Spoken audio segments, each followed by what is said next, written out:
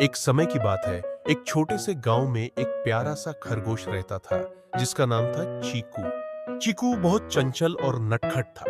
वह हमेशा अपने दोस्तों के साथ खेलता और नई नई जगहों की खोज करता। चीकू का सबसे अच्छा दोस्त था एक बुद्धिमान कछुआ जिसका नाम था टॉमी। टॉमी धीरे धीरे चलता था, लेकिन उसकी समझदारी के लिए सब उसे पसंद करते थे। एक दिन चीकू और टॉमी ने सुना कि गांव के पास एक जादुई बाग है जहां हर तरह के फलों के पेड़ है।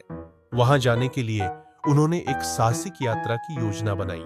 चीकू ने कहा, चलो हम जल्दी चले और सबसे पहले वहां पहुंचे। पहला सलाह, लेकिन टॉमी ने कहा, हमें धैर्य से चलना चाहिए ताकि हम रास्ते में सुंदरता का आनंद ले सकें।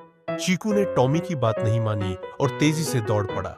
रास्ते में उसे कई रंग बिरंगे फूल मिले और उसने उन पर ध्यान नहीं दिया।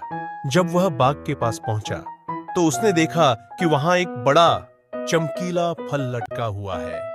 वह उसे पाने के लिए कूद पड़ा, लेकिन फल उसके हाथ से फिसल गया और वह एक गड्ढे में गिर गया। उधर टॉमी धीरे धीरे चलते हुए चीकू के पास पहुंचा।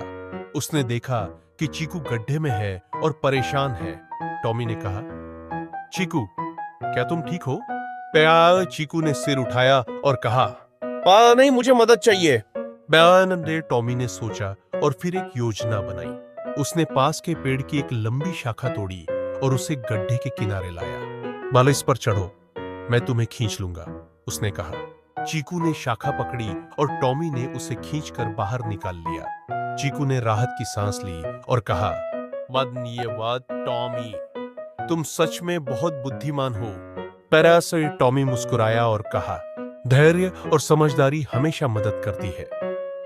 उस दिन के बाद चीकू ने सीखा कि कभी-कभी जल्दी करने से नुकसान होता है और धैर्य रखना जरूरी है। वे दोनों जादुई बाग में गए और वहां के फलों का आनंद लिया। चीकू और टॉमी ने मिलकर एक नई दोस्ती की कहानी लिखी जो हमेशा याद रहेगी।